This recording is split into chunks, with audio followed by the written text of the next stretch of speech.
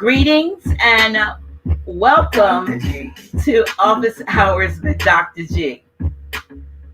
I'm your host, Dr. G, and I am so glad that you could keep our appointment.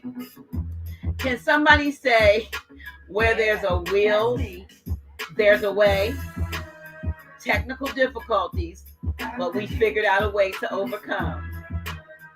Must be in the air because of this dynamic guest I have tonight. Elder Jerry Miller is a gifted metaphysician who, among other abilities, channels beings from the fifth dimension.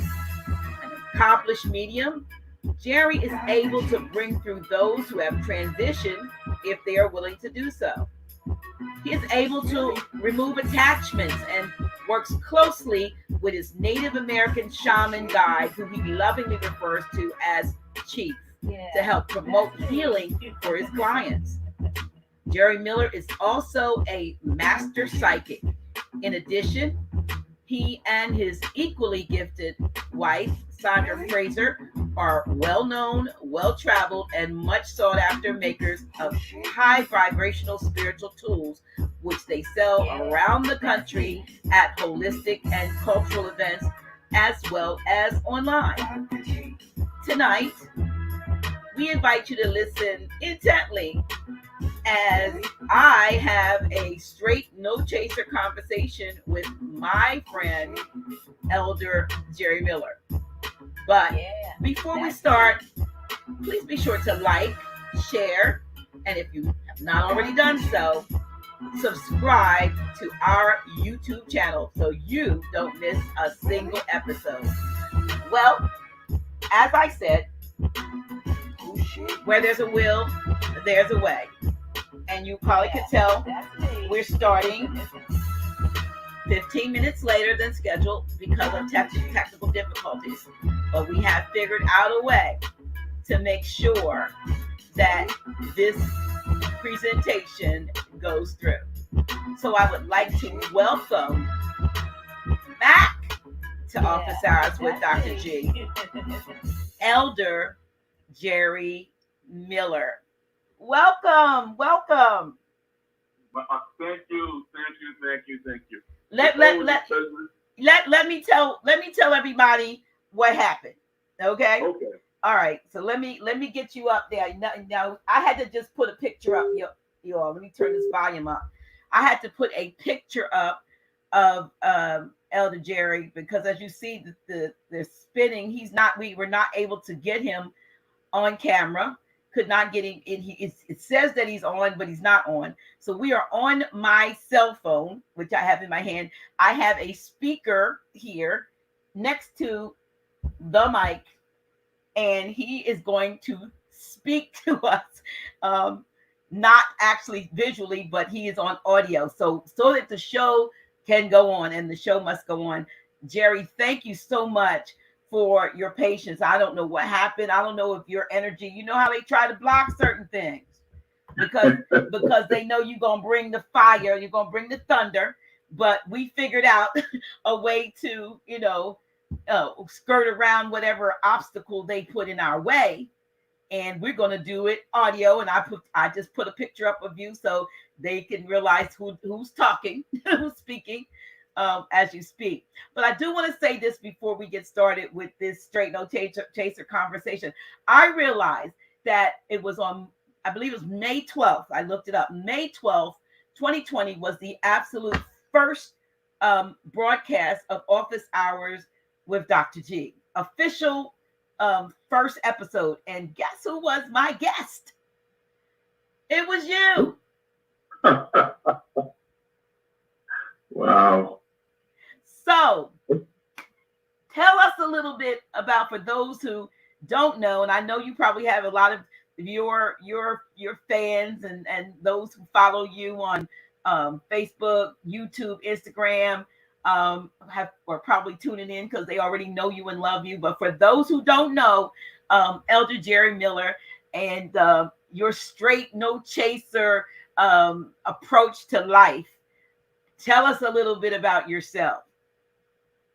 Well, first of all, I want to thank you for allowing me to do this. I really appreciate it, and I appreciate you for all the work that you do and the things that have you been doing over the years. So I offer that to you, and I respect you very much, and I appreciate you for allowing me to come on your show as a guest. As far as it's concerned about myself, I'll make it brief. I'm just an average cat with a natural do, meaning that I've been doing this kind of work for well over 40 years. My wife and I, we have traveled across the country doing shows. We present our way of life and things that we express to people straight. We don't try to dress anything up. We don't try to make it sound pretty. When it's the truth, it's the truth. And if you can't stand the truth, then that's just too bad. We don't care. I have a special day that I have Thursdays. Any of you who know me, it's a special day. I'm not going to say what it is on Dr. G's show, but you can always look it up and it say how I really feel. I started out many years ago as a young man. I was going into the ministry way back when I was much younger. And going into the ministry, I was going to a place called Hawthorne Gospel Seminary and studying scriptures and getting really into the religion. And then the Vietnam War came along, so I left there and I joined the military. I experienced things in the military where I started to, as we say in the religion, backsliding, meaning that I started smoking dope, snorting cocaine, drinking liquor, chasing women, you name it, I was doing it. And I liked it. And I had a good time doing it. And I'm not regretful of anything that I was doing. I eventually got up in the military and I got into Islam as a way of life. I was there in a place called Ansar Allah Community on Bushwick Avenue in Brooklyn, New York. I was there close to 15 years. My name back then was called Abdul Ali Abdullah Muhammad. I was called Ali Teacher because I taught what was known back then as newcomers class, where people would come visit us and they were allowed to ask any question that they want concerning the scriptures, Old Testament, New Testament, the Quran, the Torah, anything they wanted to know. It was my job to give them answers. Eventually, I left that, and my wife and I moved to Georgia. We spent about 25 years there in Georgia, and after that, we left and we came here to Sedona, Arizona, still continuing to do our work. We are Reiki masters. We have Oregon energy, wands, tools for your spiritual growth and development, what we have. And we're available on Instagram, Facebook. I do accept calls sometimes people. I'm not a phone person, but I do talk to some people sometime on the phone at my choice and my leisure. Other than that, I've met Dr. G quite a few years ago. We met and hit it off. And ever since then, we've stayed in touch. And I've been watching and following her. And she's done a lot of great work. And I appreciate her. I appreciate things that she does.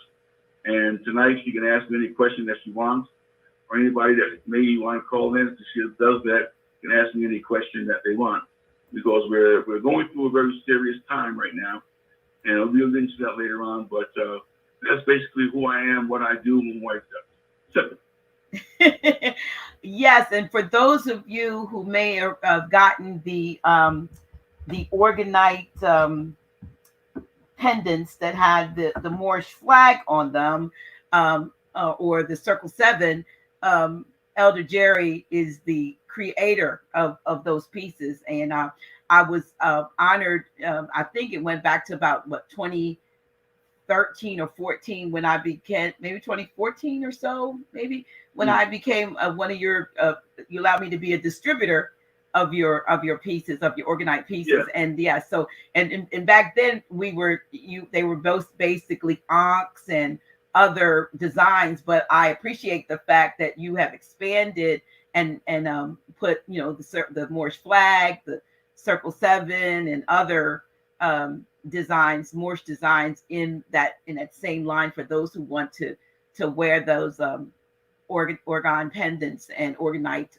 pendants, and for the protection and the blockage that it gives you against the electromagnetic frequencies that have been bombarding us for a long time. You also, I didn't even put it in there, but you also are an artist, and I think it's very innovative that you have actually been creating art that can be framed that is actually Organite. So you put Tell us about that. Well, that I started doing that a couple of years ago. The spirit told me there's people, everybody just doesn't like certain things. So I said, okay, what can I do? He said, go into artistry. And so what I did, I started to create certain art pieces that you can hang on your wall, you can put them in your car, you do what you want with them. And the same energy as a pendant or a pyramid or what have you, but it also helps to bring out the energies of the colors. Colors are important. And I concentrate a lot on what we call space.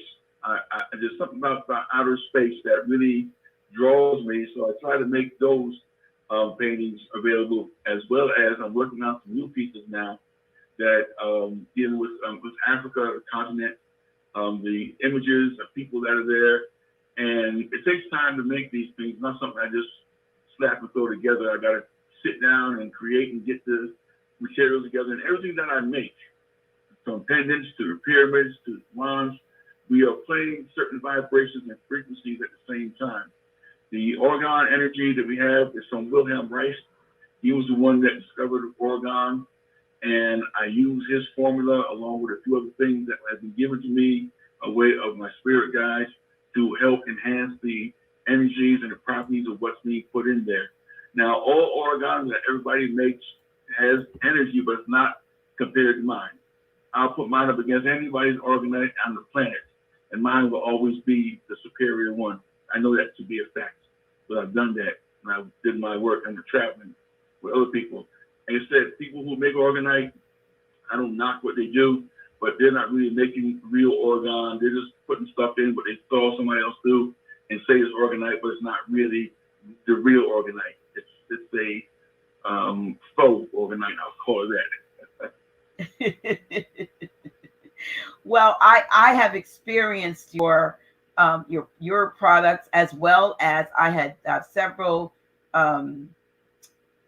pendants pendulums rather, that Sister Sandra Mama Sandra has created, as well as I have a wand, a copper wand with the crystal at the tip. I always feel like, bibbity boppity boom when I point it, but it's a wand, a copper wand that you're able to fill it with whatever you want. You could put more crystals in it or herbs or whatever in that wand. I think I got that from her when you all were at I think I may have gotten it when you were in Philadelphia that time, at the conference there, or I'm not sure if I got it when I saw you all in North Carolina, but yes. And so there's so many pieces. And so I also have one of your pictures and many pendants, many, yes.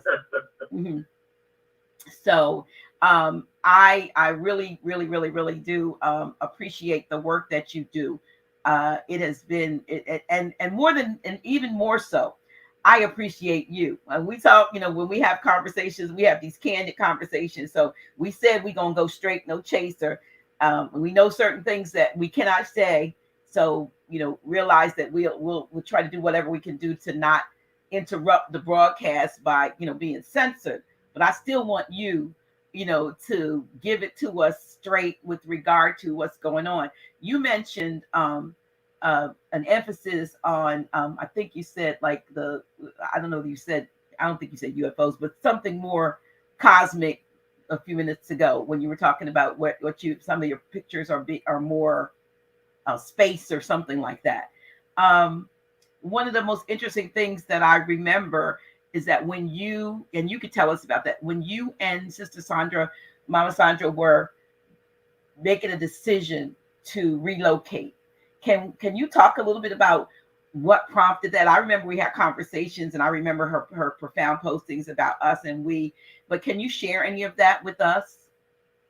Yeah, I'd be glad to. Sure. The thing is that we were living in Georgia. We moved there from New York, and we settled in Georgia's Stone Mountain. And we were there, it's about 25 years we stood there. And then one day, Spirit came to us and said, it's time for you guys to move. And we said, well, move where? They said, out west. We said, okay, where out west? They said to go to Arizona. And we stopped for a second at Arizona. We don't know anyone in Arizona. We've never been that far, west before. We've been to California before, in Texas, but never in Arizona. And we were told this is the place for you to be. It's no longer feasible for you to be on the East Coast. The East Coast is not a place where you want to stay, where you want to be. So it's time that you moved out of there and moved west. So we said, okay, but the thing was that we didn't have the funds at the time because we were told to move at a certain time. And when that time came, the funds that we were supposed to have to move wasn't there. And so we said, look, we need some money in order to get out of here. And Spirit said, okay, we'll take care of that for you. And what they did was, Sandra said, hey, go play this number. She gave me a number to go play, which said she dreamt of a number and I should go play it. I said, oh, come on now. She said, go ahead. I'm okay, fine. Went and played the number. What happened? We hit the number. Money came that way. We said, okay, this is good to know. It wasn't no multi-million thing. We weren't that kind of money, but it was the money that we needed to make the move to go to here in Arizona. And we moved to a place called Casa Grande. Casa Grande is about maybe 100 some odd miles from where we are now, from Sedona. And I'll tell you, it was one of the worst places you can imagine. We did not like it there, but we were told to go. The reason why we had to go there was to acclimate to where we are. You have to acclimate to this place because it's a whole new place. You're up in the mountains. It's a heat, all different things that we had to do. So we stayed there for about a year or so. And then they said, it's time for you guys to move to Sedona. And that came about in a way where we came up here looking for a place. We didn't know where to look. We couldn't find anything. So we called a friend of ours who was still in Georgia who dealt in real estate. And we spoke with her. And she said, let me see what I can do for you. And about a half hour, she called us back and said, here's an address. Here's a number. Go to this place here. This is where we are now. We came to this place, and the woman saw us, said, you were people we were waiting for to come to get into their place. We were looking for you to come. We had never saw the woman a day in our life. Didn't know her. She didn't know us, but she said, you are the people that's supposed to have this place, and it's yours. You can move in I think it was 2 or 3 weeks. And that's how it happened. And living here in Sedona has been a very great experience. It's very peaceful, it's very quiet. There's a lot of energy here. It's a place where you would want to come and stay. If you ever came here, you would want to stay here because it's a place to be. And what's coming up next, and we'll talk about that in a little bit, but the next thing that's going to be coming is that you will want to be in a place like this, out of the city, up in the mountains, and away from what's going to be taking place in the cities in the near future coming up. Well, I know that the Sedona area is a very well visited location. A lot of people who are on their spiritual awakening paths and journeys or seasoned and even just awakening are drawn to Sedona because of the experiences. And you are actually living there, domiciling there on a regular basis. The energies must be amazing that you experience there. Yeah. A matter of fact, where we live about 5 minutes from the Bell Rock Vortex, which is one of the most visited vortexes here in Sedona. And what we do is we take our stuff as we make it, we go up to the vortex and we put our pendants, our pyramids, our pieces in that energy field for a little while to absorb some of that energy. And we absorb that energy, and it's very, very powerful, very, very powerful place. If you go there, you can walk some of the trails there, and you won't be the same person that you were when you went in. When you come out, you'll be a different person. And that's amazing. I want to backtrack a little bit, Jerry.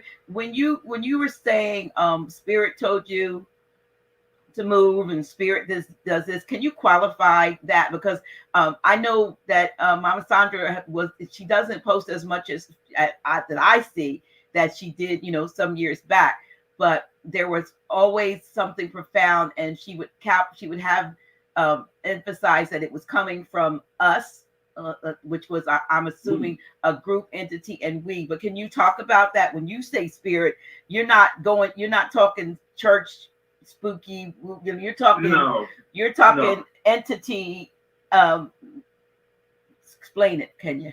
It's energy. Now, the thing is, like, let's clear up the word spirit, okay, for what it means. The word spirit means breath, air. It doesn't mean what people think it means or what they've been told it means.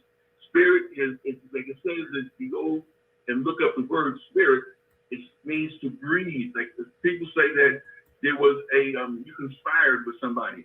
I mean, they say you conspired with somebody, they're saying that you breathed while you were, it's a conspiracy. You are breathing this thing. It's not anything to do with outside entities or forces. What comes to us or comes to me is an energy force at times, and it will take over my body and will speak. And it will say things that are very important at the time. It tells us things, it shows us things, Sandra and I, and a lot of times it talks with her. That's why when it talks with her, she writes things down, and it's been talking with her lately, but he hasn't been able to get to the computer and do it as much because we're real busy right now. But she will again. And the force of the energy that comes through has nothing to do with church, has nothing to do with a religion, has nothing to do with any of those type of things. So when it says spirit or spiritual, it's not talking about what people think as far as spirit or spiritual is, like a religion or a church. It's nothing like that. It's an energy force.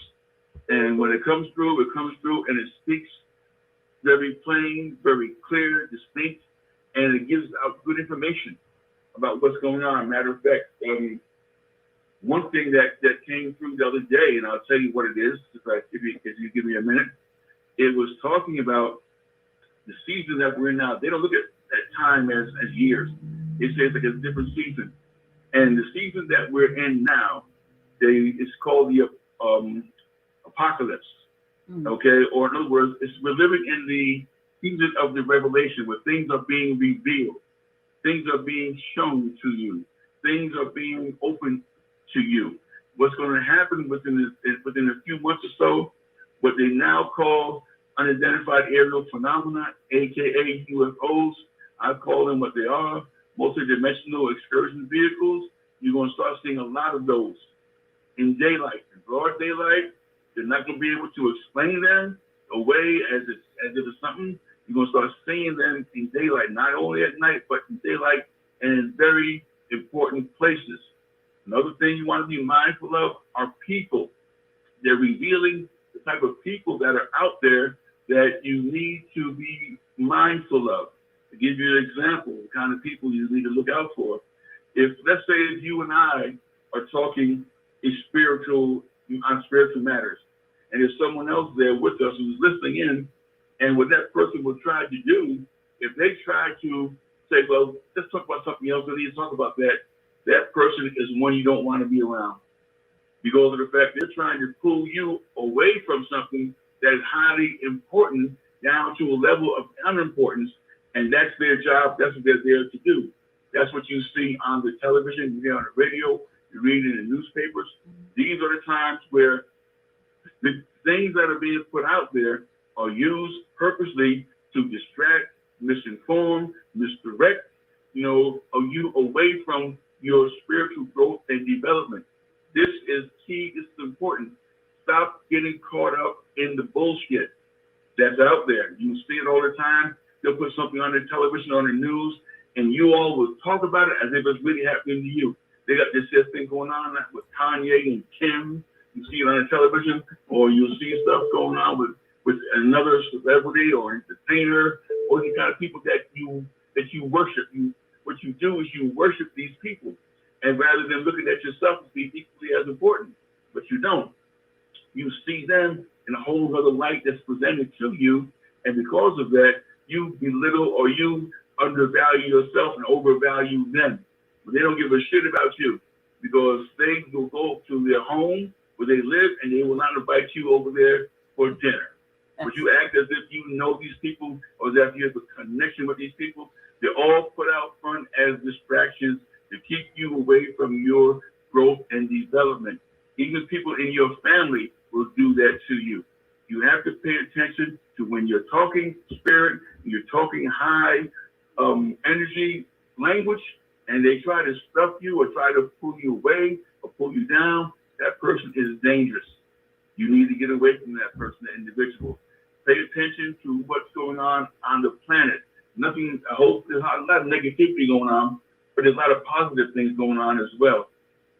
Embrace that. Pull that into your energy space. It's time for some of you out there to begin to disconnect from certain people that's in your space. It may be a loved one, or maybe a spouse, male or female, it doesn't matter, because you are now beginning to outgrow that person, and you can't go any further if this person is holding you back. You have to make a decision. I'm not telling you what to do. You make your decision based upon what you know is best for you, but you have to make these moves now, because we're living in the time of a revelation, okay? Not the biblical thing, but the word itself, where things are being revealed. People are being revealed. They are showing you what's really in the hearts and minds of the people that are out there now, because they've been holding these things in for so long, and now they no longer have to hold in what they really think, what they really feel, and they say whatever the hell they want to say directly to you, and don't care what you think, no matter whether it's from the government or whether it's from local friends or family, whatever. They are now saying what they really think and what they really want to do, and they're doing it right in front of your face. But you have to be mindful and stay alert. Don't fall back to sleep, because you are beginning to awaken, and this is the day that you have been waiting for. This is the time. Like it says, my people will be destroyed for what? Lack of knowledge. Right. Knowledge is the key. Information is the key. Pay attention to what's being said by those who are here and sent to guide you. Everybody that's here is not from this planet. Okay? Understand that. There are those who have taken on human form and walking and living amongst you. And they will begin to reveal who they are too as well. And you will see it. So this is the year or the time or the season that things that were kept under are now going to be outspoken. It's going to be there. You're going to see it. You're going to hear it. And they won't be able to explain it away, because it's going to happen right in front of your face. Yeah, that is so interesting, because I feel personally for myself that my ability to intuit, I've always been intuitive, but like you said, you discount your own abilities. We've been trained, if you will, and conditioned to always look outside of ourselves for answers instead of, what's on the inside. But, over the last, several years, I've gotten to a place where I trust my intuition. I trust my tools that I use, and what they say to me and so forth. And so I find that there's so many things that if I ask, or I'm seeking a response or an answer to something, it may not come immediately. I may ask it today, and it may be, next month or maybe next year. But when the answer comes, I know it's a direct response to the question that I put out there, and that this is the divine time for me to know. And then Spirit allows me to go back and put together all the pieces, and it's almost like a book is being written or a movie is being played out in front of me. And I realize, okay, I know you asked it then, but now you realize that this is the response. Everything doesn't come, on your time, but there is a right time and a set time for everything. And then when the key is to recognize it, recognize that this is the universe responding, and that there is nothing that you cannot know if you seek, and then listen for, condition yourself to hear the answer. That still small voice sometimes, those when you least expect it type things. And those are the things that we have been taught to not trust, with say traditional religion, because everything has been it's coming to you, not that it's already in you. That's true. That's right. Exactly. And that's what's happening now to a lot of people. They're getting answers to things that they've been searching for the longest. But the only thing is, a lot of them aren't paying attention. Absolutely. And maybe you think, Jerry, it's because it seems because they don't trust that what they're hearing. They hear it, like you said, but they don't trust that can't be. You wanted to know, and then when it comes, now you discount it. That can't be. But like they say truth is stranger than fiction. Isn't that what they say? Yes, right. See, and the thing is, what happens is that they have a tendency to overthink. Okay, they overthink, and what they don't do is allow it to work for itself. Meaning that, I'm gonna do this anyway and wait and see what happens. But they want to fit it into how they want it to be.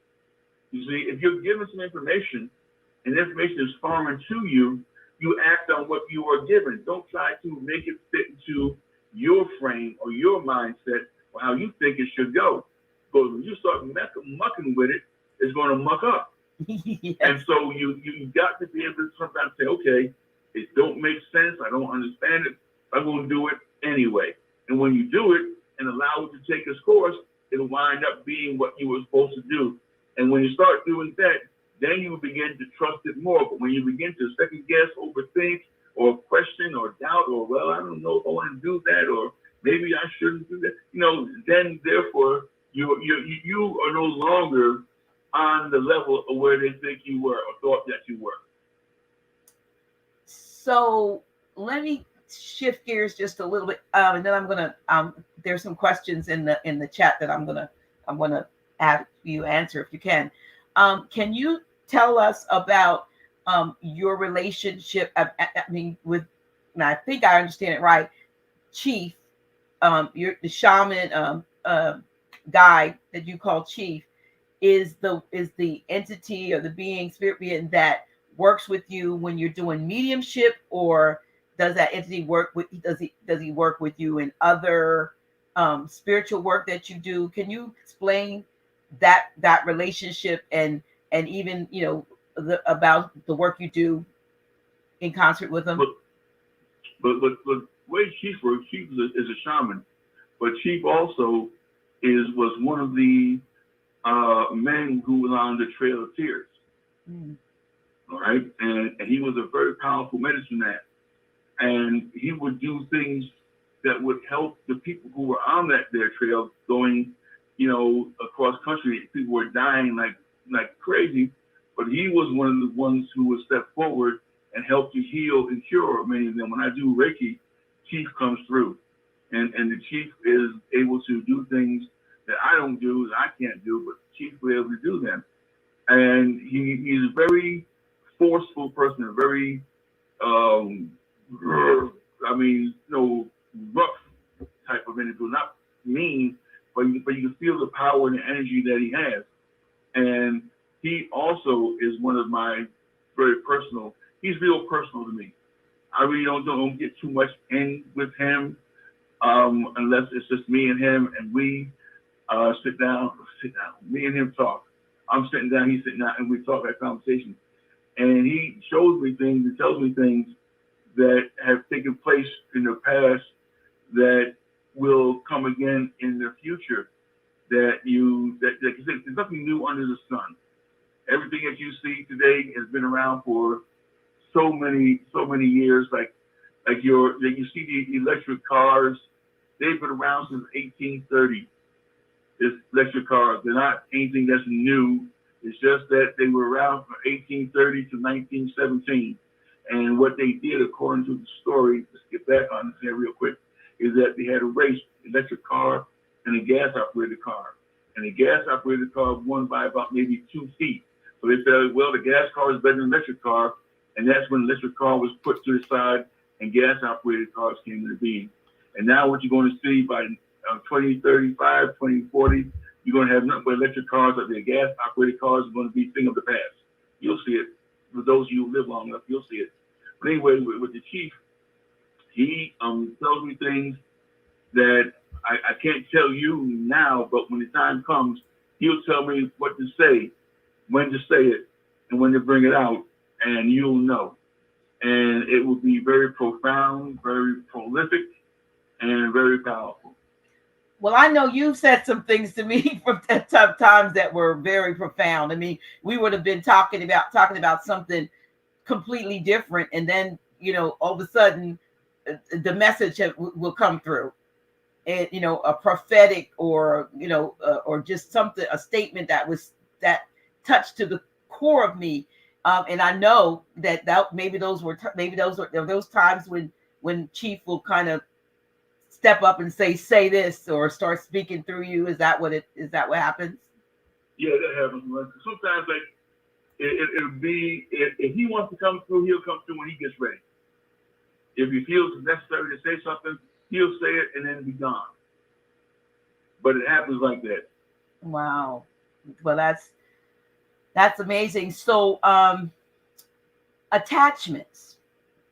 We're talking spiritual, or we're talking entity attachments that you are able to disconnect from people. I mean, how does someone come to you and say, I'm having XYZ problem, and then you're able to see that there's some entity or some energy that has attached itself to them, and then you do whatever work you do to disconnect them from the individual? How does that work? Yeah, I'll tell you a story that happened one time, quite a few years ago. This young lady had came to the house, and what happened is that she was taking a Reiki class with Sandra. And so she was giving the class. I was in another room, and then Sandra sent my daughter in there and said, "You need to come out here." I said, "Why? What's going on?" She's come out here and see. The young lady that was taking the Reiki was possessed. And there was this entity force coming through her, very negative. And so it was she and I, and it was kind of like an exorcist thing. We were on the floor. We were out of going on the floor. And what I did was I exorcised it from her and released the energy away from her. And she in turn, said, "Oh, I'm all right now, I'm fine, thank you." Okay, fine, it's great, and things were okay. About a month or two later, I ran into her again. It was at Whole Foods there in Atlanta. And she came up to me and said to me, "I'm back." Wow. I said, "What?" She said, "I'm back." She didn't want to let me go. So I'm here with her. This is the same girl. I'm here with her now. And she doesn't want to let me go. You can chase me again, but I'll always come back because that's what she wants. So I said, "You know what? You're right." And I just let it go because of the fact that as long as she wanted it, it was going to be there no matter what, no matter how many times I sent it away, it would always come back because she accepted it because that's what she wanted. And there are those people like that who have those type of energies within them that allow them to manifest themselves with this individual and in turn say they're going to stay. They're not going to, like it says, I think there's a Bible verse where it says that you cast up one demon, they come back sevenfold. Seven strong, yeah, sevenfold, yeah. And some people, so it depends upon the individual. Is that once you get it out and you do the work and they stay steady, stay strong, they'll be fine. Then there are others, no matter what you can do, it won't happen for them because that's what they have chosen. That's their journey that they're on, and they'll have to figure it out for themselves. Wow. So can you look, I guess in that case, the woman acted out, and so Mama Sandra saw and recognized that there was something, but have you ever been able to just look at an individual and, someone and say, "Oh yeah, I can see that energy," because I just do that. I do that all the time. I look at certain people and they look at me and they know that I know. And I don't say anything. I look at them and they acknowledge me. I acknowledge them and keep on moving. Because of the fact that they recognize the fact that if I were to do anything, they might go and do something really crazy. You know, so I just kind of look at them, but I can look at certain people and I can feel the energies. I can look at people, I can read them, I can tell what's going on. And like I tell people sometimes I'll walk through them and I'll tell them something that they need to hear as far as a personal situation. I went to one lady one time and I told her that she was having a problem with her breast, her right breast had a lump in it. And she said, "How do you know?" I said, "Well, I can see it." And I told her I could perform Reiki on it for her, but I didn't want to do it because we were in public. So I told her what she can do is to go look into iodine, investigate iodine. And she did. And whatever that lump was, she started doing iodine treatment, and the lump was gone. But I can look at people and tell who's who and what's what. And, you know, they can look at me and tell that I know who's who and what's what. Wow. So, yeah. Tell us about, you know, I'm drawing on former conversations and just things that I know from having talked to you. Your family members, your kinfolk, your children, and your wife, you all have had many lives together, many Yes. You have soul ties that go back. Can you tell us about that and who's who and who was someone else in another? In many past lives, my sons, my daughters and stuff, we have interchanged. We have been brothers and sisters. We have been husband and wife. We have been, father, daughter, father, mother. We've had different identities or personalities or personages. In one lifetime, my youngest son was my father. You see? Mm-hmm. And then another time is my oldest son. He was my daughter in another life. So, and the thing is that we keep coming back here, you know. But the thing is this: at this point in time, is that there's not going to be any other need to keep coming back here because this planet is one of the lowest planets in the universe. It's one of the smallest. And the arrogance of the people that are here who think that this is the only place in this entire galaxy, the small galaxy called the Milky Way galaxy that you have, is that this is the only form of life that exists here. That's wrong. There are many forms of life that exist outside this planet. And when you look out into what you call space, wherever there is light, there is life. It may not be in the form that you know it or understand it, but it's a form of life and it exists there. And they come here from time to time. And the things that you see here, as far as your technology and the things that are around, this is old stuff. This is so old, you won't believe it. They have things that you want to talk about time travel. They already have that, but they're not going to tell you. They have vehicles that can fly without being on the ground, like airplanes. They have those vehicles. They already are in existence. They have any disease that is found. They have something to combat it on this planet. Only thing is that it's all about money. This planet is a business planet. Everything is about business. Yeah, commerce. So when you take sick and get ill, they know what to give you or what you should do by way of what nature says to do, but they want to give you some chemical as opposed to what the body really needs to what it should be getting from the force. Like they can say, let food be like medicine, let medicine be like food. That is so true. But because of the fact that the food now has been jacked up, they got GMO food out there, all kind of fake food that it's not really doing the job it's supposed to do unless you grow it yourself. If you're growing your own food, then you're doing great. And I'll say this here, if you're growing your own marijuana, you're doing great. Because I wouldn't buy shit from these people that sell marijuana.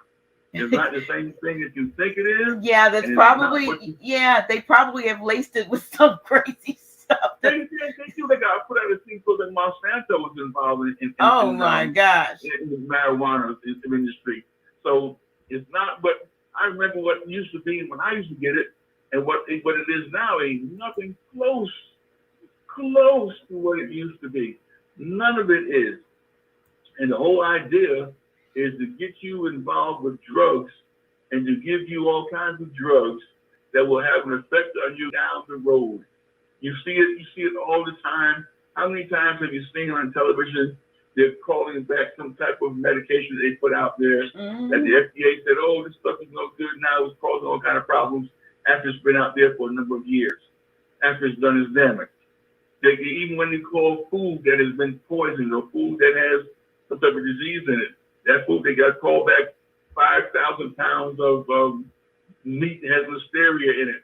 But that was found out 4 or 5 months ago. So the majority of that meat already has been sold and eaten by people. So there's the amount that they're sending back, they're not going to lose more money. You're living in a society that is a business. This is a business society. This world here is all about business. It's not about anything else. It's all about keeping people deaf, dumb, blind, and ignorant, and working their lives. Like you work 5 days a week for somebody, and only get 2 days off. And one of those days that you get off is a Saturday. The next day, Sunday, you got to get ready to go back to work on Monday. But they don't care because they own the company. While they're out gallivanting around, they leave you at your job to do what you got to do, and they only pay you a mere pittance. They don't pay you. They pay you no attention. They give you just enough to keep you in a certain bracket just to hold on. And all that, I'll say this, and I'll mean it, all that is coming to an end as well. Keep your eye on the weather and what's going on, because the weather is going to affect a lot of the economy. The economy is going to be affected by a lot of weather. If you're not prepared for what's coming up next, then you better be prepared. All right? Start looking at things. Start saying, well, I need to get this, I need to get that. Have your emergency essentials on hand all the time. Don't wait for shit to happen and say, oh, I got to go get something, and you can't go get it. Have it ready. Better to have it and don't need it, than to need it and don't have it. That's right. That's right. Yeah, that's right. You're right about that. Yeah, a lot of stuff. I noticed this week, for instance, gas jumped maybe 15 cents a gallon. Yeah. Just this week. Maybe more than that. Like here, you can't. Like I went to Walmart, Safeway, Whole Foods. I went to 4 different stores to find distilled water, and none of them have it. You cannot find distilled water anywhere here. That stores I went to, and Walmart usually has racks of it. None. No distilled water anywhere. No place has it. Wow. And it's been like that for a while. Well, here, I don't know if you have them in Arizona, but here, the giant supermarkets normally are well stocked with distilled water. I haven't been there like in a month now. Maybe things have changed, but they usually have rows and rows and rows of distilled water. But I invested in a big Berkey, which helps me with some of to purify or the water. So I have I have a 2.5 gallon. A big Berkey, there's only 2 of us here, and it helps. Like if you want to boil something, you can get the water out of that instead of directly out of the sink, which you definitely don't now with everything that's going in the water from the people who have and all that. You don't want, I don't even really want to bathe in it. I'm like, I have a filter on the shower, but not on the part, because you get these. What I found out now is with all these fancy faucets, you can't put filters on fancy faucets. See, I got fancy faucets all over the house that you cannot put a filter on. It's all part of the game. Yeah, because they're mostly built for something that you could screw off and screw on, not something. I got one that looks like a trough where it's coming out, and you got all these fancy things, but you can't filter it, so you have to do a whole house filter. Excuse me, and for many that might be cost prohibitive, to filter the whole house. I mean, I have something on the line, but it's not one of these expensive filters, where you're paying several thousand, notes for in order to get it. But like I said, there's so many things that we are now having to be concerned about, because as careful as you are, you go out, you're not sure what's in the atmosphere. You put the water on you, you get, and then what's in the water, that you're bathing in, or in some cases, some people are drinking, like I said, but and then everybody can't purchase all of these gadgets to, test the water or change the pH of the water and so forth. So we have got to, you're right, we've got to be more concerned and diligent. And I mean, I'm not a serious prepper, but I do have, several of those 25-year bins full of survival stuff. I've got, about 3 or 4 of those totes of that stuff. So hope I never have to use it. But if I do, I'm good. If I do, I'm good. What's funny is if you buy any baked goods from the store, like I said, like breads or buns or donuts and stuff like that, is made with city water. Wow, that's sad. They put water in there, so where do you think the water's coming from? Yeah, probably from the tap. It probably comes from the tap. They ain't gonna go out there and buy no special water. They're gonna use tap water. So you buy your organic breads and your organic buns and your organic thing is made with tap water. Well, that's disheartening. But it's like like you said, but anything out here that's probably dealing with that, and so I think while there's still time, you still have time, people to get seeds, heirloom non-GMO seeds while you can, before the few companies that do make them available are made to discontinue their sale of heirloom seeds, because in some I understand that in some instances there's already legislation that you're not supposed to be able to grow your own food anyway, which is ridiculous, which is absolutely ridiculous that anyone would abide by that. But the only thing is now, the soil is contaminated, the air is contaminated, the water is contaminated. So how do you grow your own safely? Yeah, right. I mean, like, you have to really, really be as diligent as you possibly can. Like I tell people all the time with the organite, it's the thing is that you have to worry about the 5G. They're already out to 7G. Wow. Yeah. 7G is already out there. That's why when I make my stuff, I make it really potent now. I'm putting extra stuff in it now because of the fact that these people ain't messing around, so I ain't messing around. Wow. I'm going to go now to, I see some questions. I'm probably going to start at the bottom, y'all. Please forgive me, and work my way back up and see where I see questions. And this question, Jerry, from, where'd it go? It popped away. I think the question was from Sister Faria L. Brother Jerry, how did she use the iodine? I believe you spoke about iodine was it for breast cancer, or is that? Well, I said she had a lump in the breast. A lump in the breast, okay. Okay, so what it is that you get the iodine is LUGUL, Lugal. LUGUL, Lugal. Iodine. Just do iodine research, Lugal, and it'll pop up, right? And what she did was she took some iodine and put it on the area of the breast where the lump was. Okay, she really saturated that, and she would take, according to the bottle, it tells you how much you can take in water. And she started doing that, and over a period of, I think it was 3 weeks, when she went back to the doctor, the lump had receded. And they said, well, what happened? She didn't tell him what he was doing. See, another thing too, that if you're going to the dentist, or if you're going to the doctor's office or to the hospital and you're going to get x-rays, make sure before you go you take iodine. Okay? Oh, you because mean? Of the fact that when you go to take the x-rays, what do? They go into another room and hide and leave you in the room by yourself with the x-ray machine. So because the radiation will affect your thyroid. That's one of the biggest problems with radiation. So therefore, the iodine will help to protect the thyroid from the radiation that you're getting by way of the x-rays or even at the dentist's office. You want to get some iodine in you. So there's a book out, I forget the name, I can't think of it. It says, the title of it is called, What You Don't Know About Iodine Can Save Your Life, or something like that. But look it up, there's books on it. And the thing is that she used that iodine, and she was glad because she did not want to have the ultimate mastectomy to be done to her.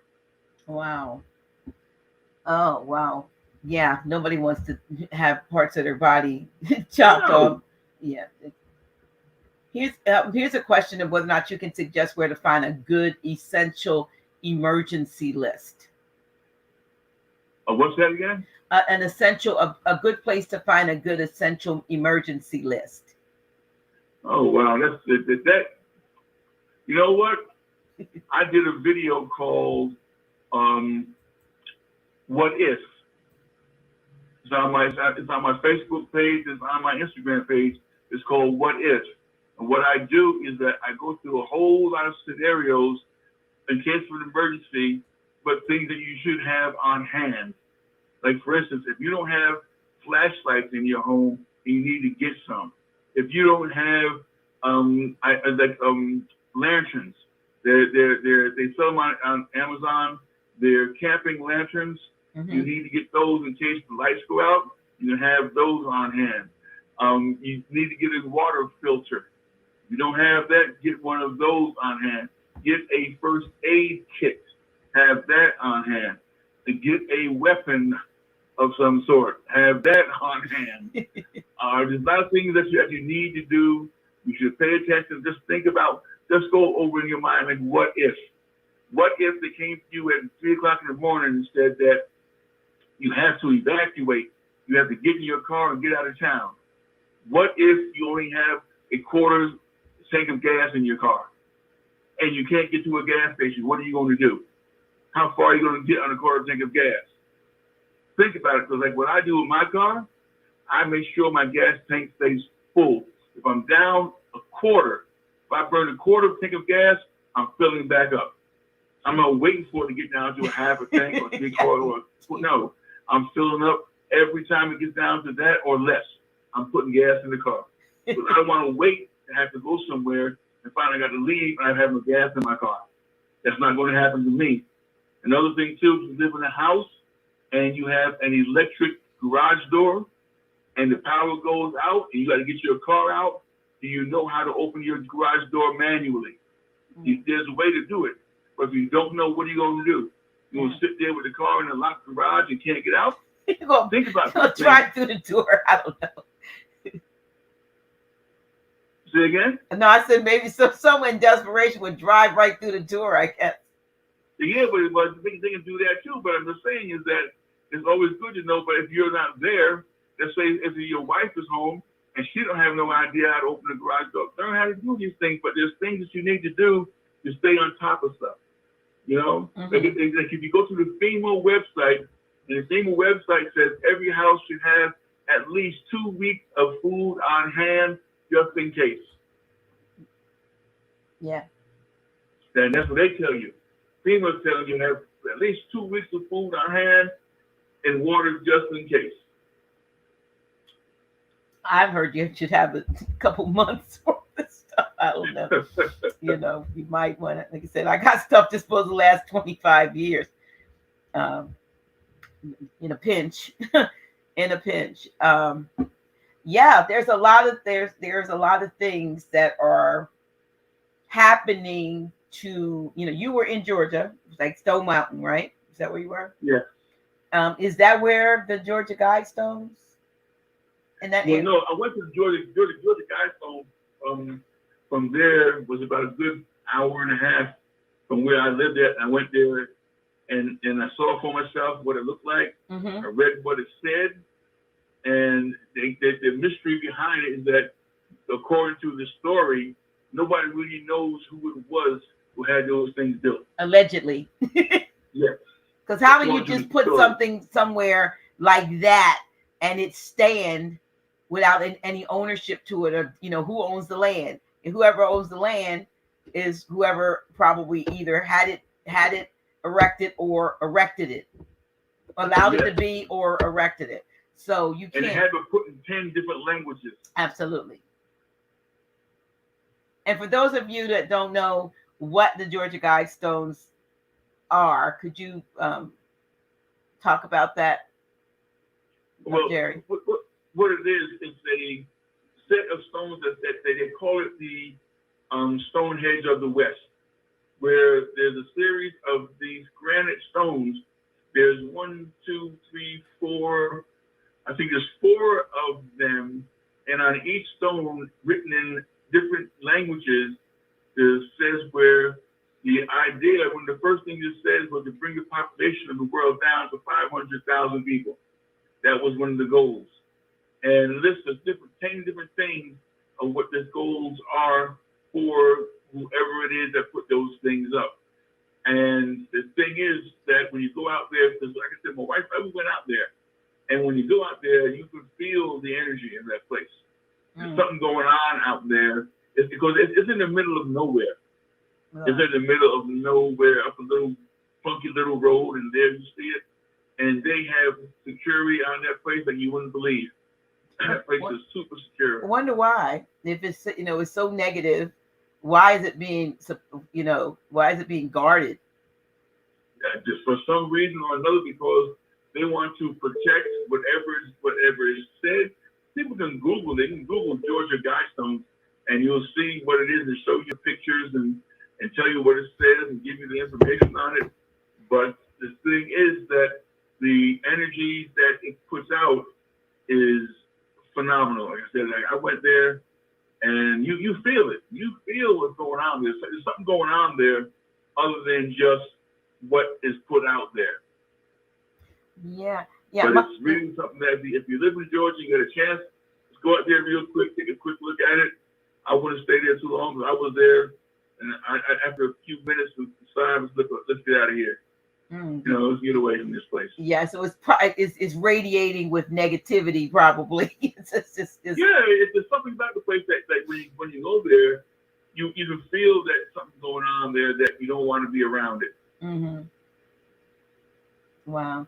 So what do you think it's going to take for us to get back to our divine status? I mean, what is it going to take for us?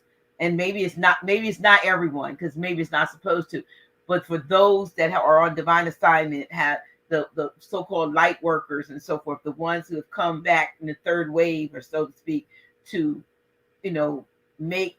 usher in change, or to help those that are ready to ascend up out of this chaotic matrix. What is it going to take for that type of 100th monkey effect to take place, to just kind of, break the spell and have us know what we have forgotten? Well, see, it's happening. It's happening now. There are people who, like you said, there are people who are waking up, and in waking up, what happens is that you are being drawn or pulled towards other people who are waking up, and you're starting to come together and form little groups, little bands of things, like the thing where they call it the conscious community, which is a name that doesn't mean anything. But the fact of the matter is that when you become conscious or awakened to a certain level, you are no longer part of this system. Once you separate yourself from the system, like it says, you can be in the world but not of the world, and you depart from that. And it doesn't take a whole lot of people to do that, because they can get together and you can bring about the changes that need to be taking place on a level that it will affect everybody. Like, remember, here's an example, just to give you an idea of what can happen. Remember when the story, when disciples were in the upper room and they were all of one accord? Yes. And it said that the heavens opened up and the energy came down and the things started to happen. Mm-hmm. That's the thing that people can do. When you finally get together with a certain group of people and you're in one accord and you all have this here mindset, that's when you can send out the energy and form changes.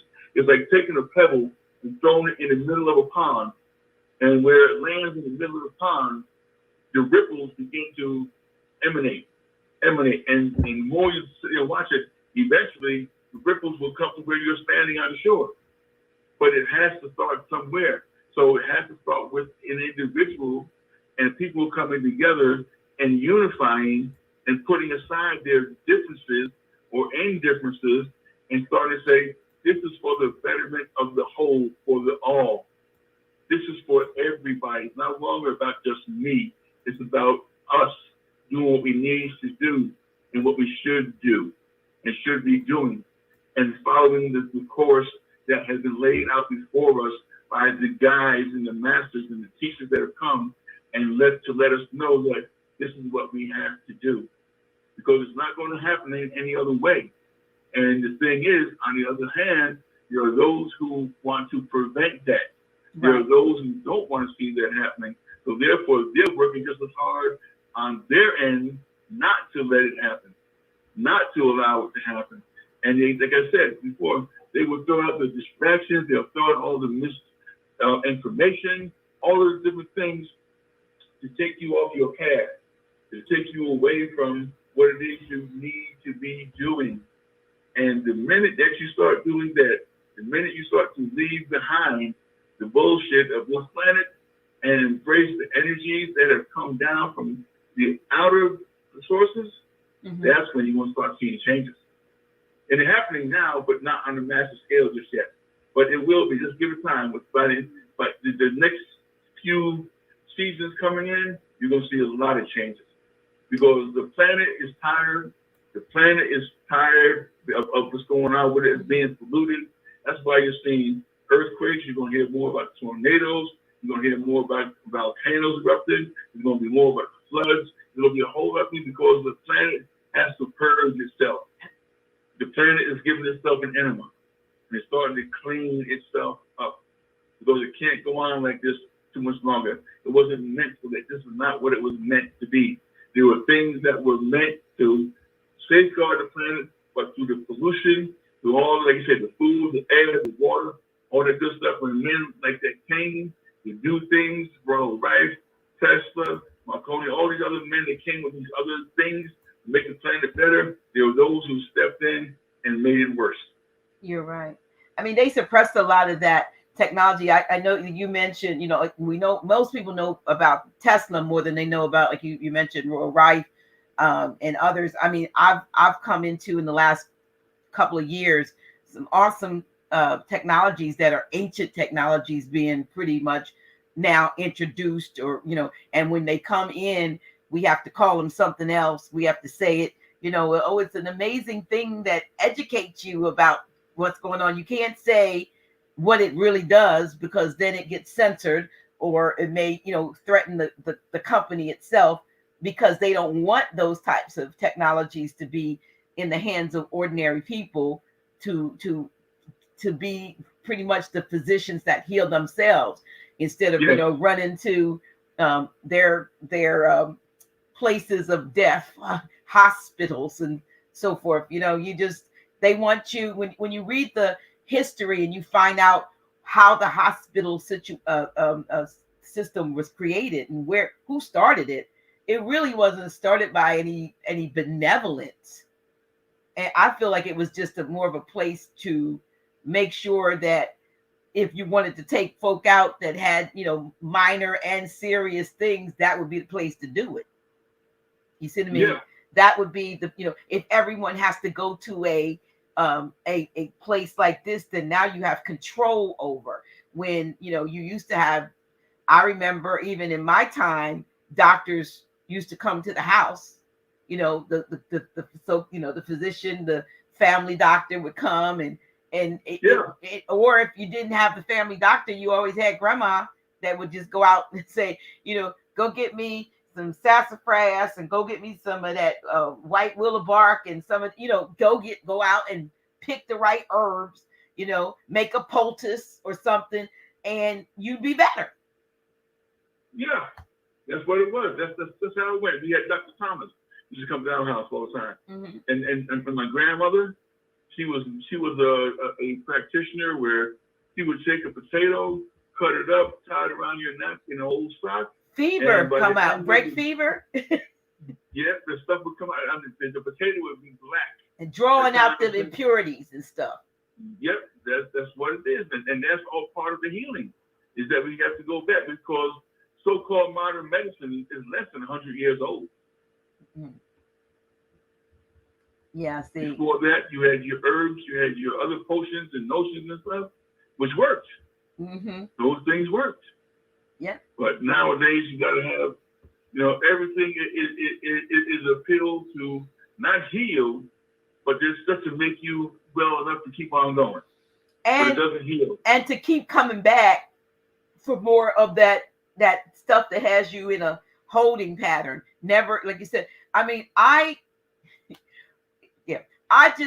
think I was telling you about something when we spoke the other day, and I came across some amazing technology, and I love the stuff that I already do, but I came across some amazing technology that has been in other countries, what we would call more less developed countries, for maybe the last 7 years, and is just making it to our shores like in the last several months. That is actually doing some, and my audience knows that eventually they'll see something scrolling down there. They're like, what's Dr. G up to now? But this thing, and we have to say it's something totally different. You see what I'm saying? But it actually is some of the very things that they say can't be cured. This thing that's been over in these other countries, these so-called third world countries, is actually curing folks using universal energies that exist. You see what I mean? And not costing anybody an arm and a leg to get it. I mean, over here, if something like you had something that would do that, then it would only be available to millionaires. Yeah. And the common folk in this country have this device. It's interesting that in ancient Egypt, they use sound vibration to heal. Absolutely. You're right. They use certain sounds, certain vibrations, and that's what Royal Rife had his machine. He's using sound to heal something. Like, what's interesting is that that when if a man has or someone has what do you call those stones in the bladder? What do we call those stones? Kidney stones, gallstones or gallstones. Yeah, gallstones. What they do is that they use vibration, they use sound to break them up, so you can pass them out. Right. Yeah, you're right. And so, but if you know the frequency of the disease you're dealing with, and you can apply that frequency to that particular disease, you can heal the person. True.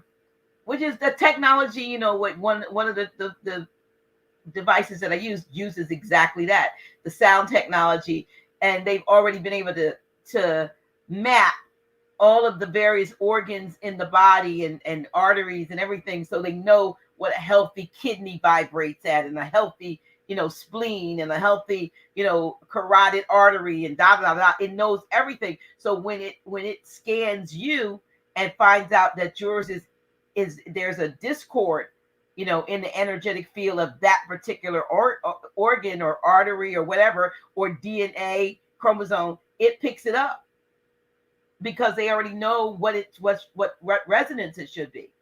And then they use energy, like you said, to bring balance. So it might be at a C sharp, and it needs to be a D to be correct. And so it shoots the correct energies at that, whatever that organ is or whatever that imbalance is, and does what it can to bring it into balance. And that's basically what we deal with.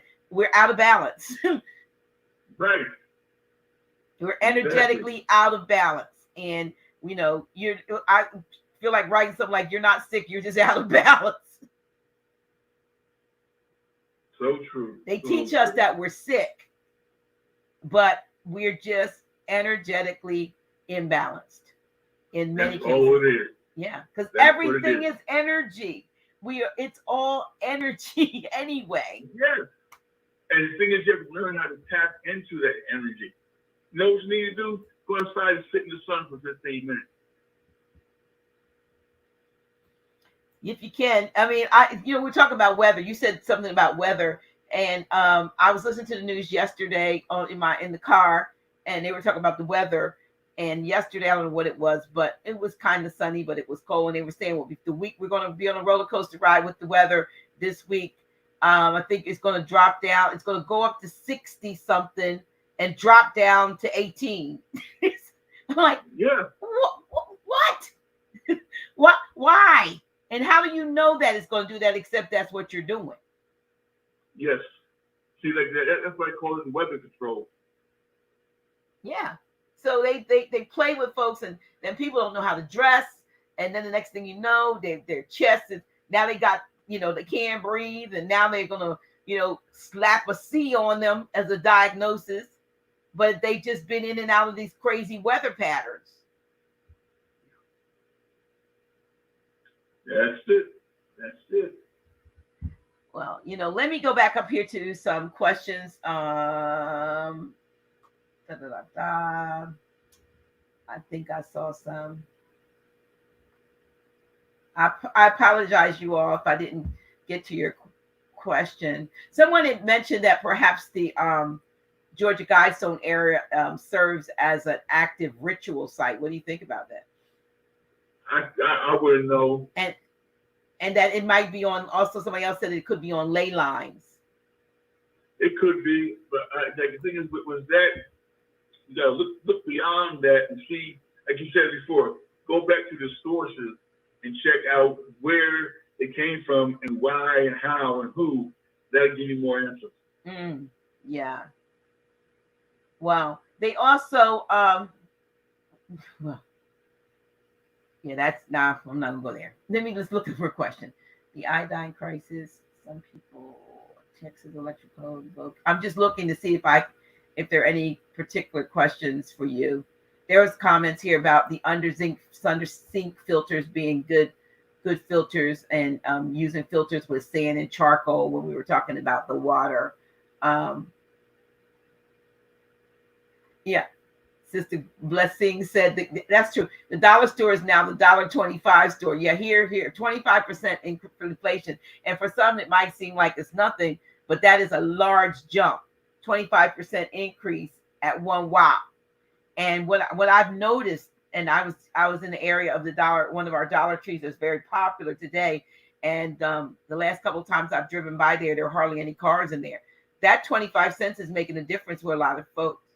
They're like, I'm not paying $1.25 because now you used to get 5 things for $5. Now you get 4. What's funny about that is that if it's $1.25, you can go to the regular store and get it cheaper. Yeah, probably. Yeah. But even if it's not, the mere fact that it's now $1.25, I think they're going to see people went to the Dollar Tree and you just threw things in it because you threw 25 things in there. You knew it was $25, 25 notes. That's you knew. Now they're trying to okay, it went up 25 cents. And for that, folks are saying, I'm not going, because probably 80% of the things that you got, you didn't need anyway. Yeah. You know what I mean? If you think about it, you didn't need it. You don't need those chips that they bring down to $1 there, but they cost $1.99 somewhere else. You didn't need them anyway.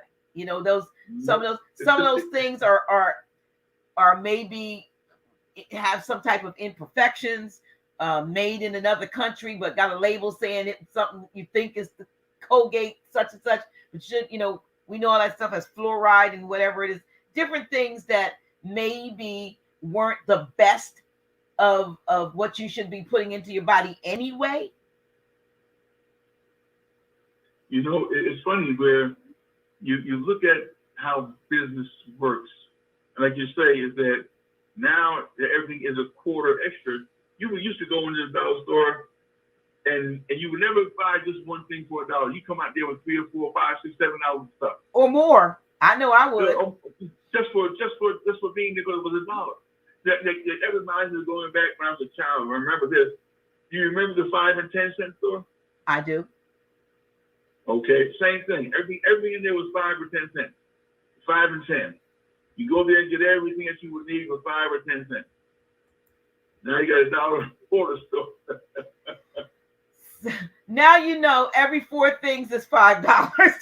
That's the way that's the way it goes. But I really think that they're going to they're going to suffer a lot of folks of not coming.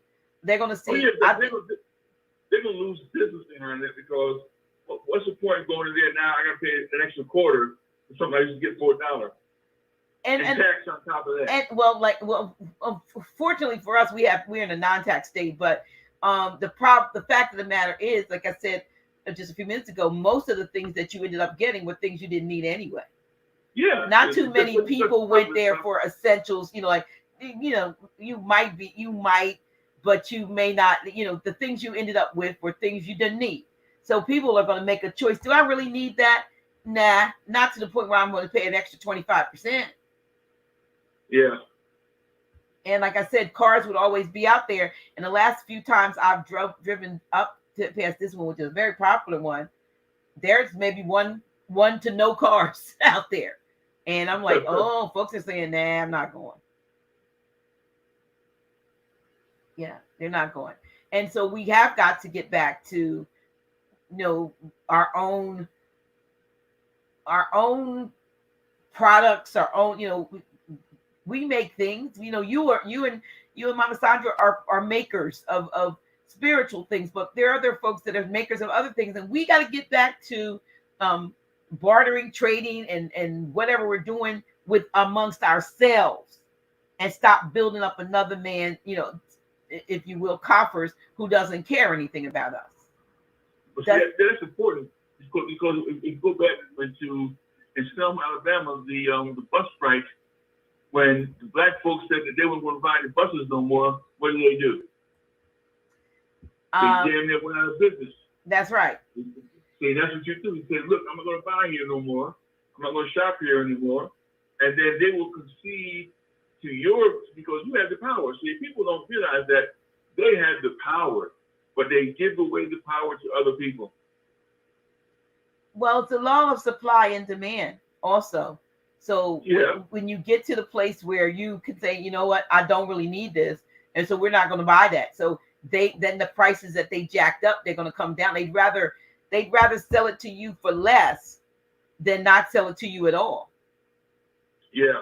And they'll only charge what they feel they can get. And when they find out that that's a price point that people are not going to go along with, then their prices come back down. And like I said, and it's so small, with seemingly 25 cents, but then when you think of it, it's 25%. Yes. And the logic of it is, oh no, that was too big of a jump at one time. Because they can argue, a year from now that inflation has caused it to be $2. And so it's like, it's still a dollar store. It's just $2. Right? The $2 dollar store. Yeah, $2 as opposed to, the number of dollars. And so, we have got to get back to what is it that we produce. We have to stop being consumers so much and become producers of our own goods and services. And that's just a simple fact that we talk about, but we can't seem to wrap our minds around actually doing it, even though it happened in the past. I believe that's what was probably going on, in the days of, the so-called Black Wall Street and the other places that were bombed and decimated. They were melanated men and women that were affluent and doing what they needed to do. I know there's another one called Somebody Point where they created a whole, not Poverty Point, but it's near Poverty Point, but it was something where they created this whole town. I can't remember exactly where it is. I saw a documentary, and the brother who the melanated guy that was the one of us that was on this council with a whole bunch of modern Europeans, Albions, voted against allowing at the time, what were they calling them? I don't know if they were calling them Negroes or coloreds to participate and vote, but he sold out his people because he carved out a whole community that he created for himself and his group of folks that lived there, and they were affluent. So in order to have some affluence for himself and his crew, his us four and no more, it was more than four, and I'll look it up and I'll share it with you all later what it's actually called. He actually sold out everybody else and took away their ability to be on the council, to be all of that, said that they weren't ready for that. But yet he had his own town, and I think that town still exists. So, sellouts, even to this day, I'm sure folks would say, oh, well, if you save mine, then you can have the rest of them. And we have to get out of that mindset. Yeah. Yep. Exactly. Like it was old black general says, "You my color, but you're not my kind." And that is true. That is possibly, that is true. But we don't know who we are, Jerry. To be honest, we have been. I'm going to go back, into the sort of supernatural extraterrestrial. I watched the other day Moonfall, that new movie with Halle Berry, and in that movie, something happened and the gravitational pull of the earth and everything was affected, and the next thing you know, like the oceans were coming up, everything was going up and whatever. They found out something had happened with the moon, so they had to go fly to the moon to try to fix what was getting ready to destroy the earth. And when they get there to the moon, of course they find out the moon is some kind of sphere, like you've been hearing a long time, that is not really a planet type thing, but that is maybe it's a man-made or somebody-made observatory or something. And they actually get there and they get inside of the moon, and there's technology and all this stuff. And so again, I'm thinking that goes along with this slow but sure disclosure in fictionalized truth called movies. I gotta see that. Yeah, it's called Moonfall. And every time I see stuff like that, I saw the Eternals recently, and again, finally was able to see. Here we go again. They're telling truth clothed in fiction, and what we're still failing to see, that these messages this is their way, I believe, of disclosing things, saying, well, later on they'll say, well, look, did you see such and such movie? Did you see that? Did you see the other? Well, we told you. Yeah. And you were entertained instead of enlightened.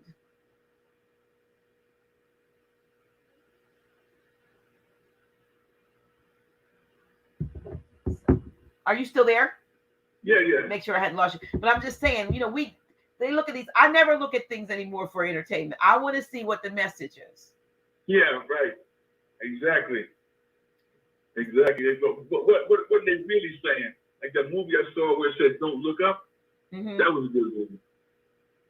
Well, and a lot of folks are saying that that's an issue with us. We look straight ahead. We don't look down, and we don't look up, and we're missing a lot of stuff. Yeah, that's right. Stuff that's happening over your head and under your feet.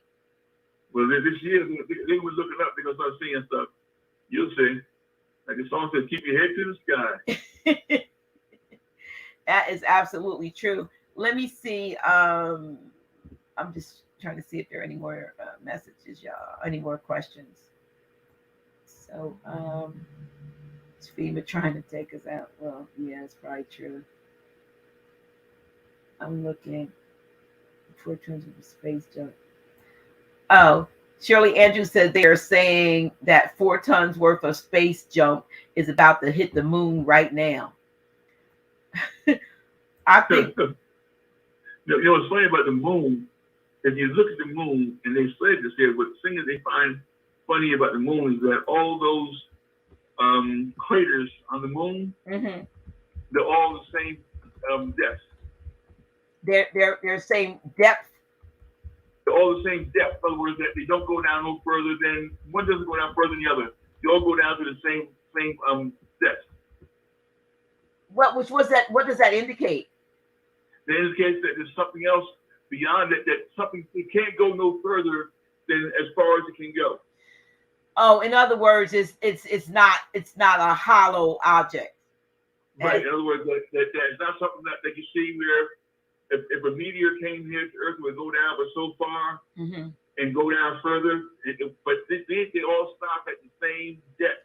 They say what happens is that when something hits the moon, there was like an echo vibration sound that went on for hours. So it's metal. Well, the movie Moonfall says that it's hollow and it's metal, and it's like when you open it up, when they went through it, it's like a spacecraft itself, a satellite with equipment with what do you call it? I guess you would call them spaceships and different things, spacecraft inside of it, and it also serves as some level of, I guess, a beacon, because we see this so-called light coming from it, but it was hollow. They went inside of it in this movie, and normally when they're putting things out like this, see, what we didn't realize back in the day when we were looking at Star Trek, and even before Star Trek, when it was made, when things like War of the Worlds and various things that were happening, these writers and these directors and so forth were working largely for the government. And if you looked at if you look closely at the credits that were rolled, most of the films and so forth that were being produced, the government had something to do with it. So it's been like it's been this grand experiment. And so people like, Gene Roddenberry and all these, they were getting intel from the government to create, the what do you call it, the Star Treks and the other, what's that other thing, that big thing that with CP3O and Luke Skywalker, those things, they all were connected and working alongside of the government to put that level of those movies out. It was based on information that they were being given from the government. Well, if you look at other old movie, Capricorn 1, that told you a lot too. Mm-hmm. So a lot of things are happening and being revealed. I'm not sure who's doing it, what side is that, because they've been doing this for the longest time, and we've ignored it, and we've been looking at the fantasy of things and not the reality of things because of the narrative that we are accustomed to.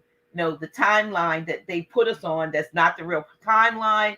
There's just so many things that we don't know, and I hope, since they're revealing to you that this is the apocalyptic year of revelation, that we will begin to see these things for how they really are, and that we won't be afraid, because I feel like these entities and beings have been here before we, in our many incarnations, and if they wanted to destroy us, they would have done it. Yeah. The fear, the fear is control, is a control mechanism that they've introduced to keep the people under some level of, okay, we got them. They're not going to do but so much, because when they still have a level of trust in so-called government that we're in control, even if they're not really in control anymore because their shit's falling apart. As long as we think they are, then they can keep the narrative up and keep up the, if you will, the facade of power. And as long as we don't try to exercise our own power, then we're behind the, what do you call it, the electric fence. You don't see it, but we think if we step over a line, you're going to get electrocuted, Yeah. But so this year, as far as you're concerned, we're going to see some things, more things. Oh, yes. So when you said we don't need to be on the East Coast, because a lot of us, including yours truly, domiciles on the East Coast, did us and we kind of indicate like there was going to be some type of major destruction or something in that area, or just that it was going to be worse there? It's not a place, they told us, it's not a place where you want to be. It's not a place where you want to be. You got to pay attention to what's going on.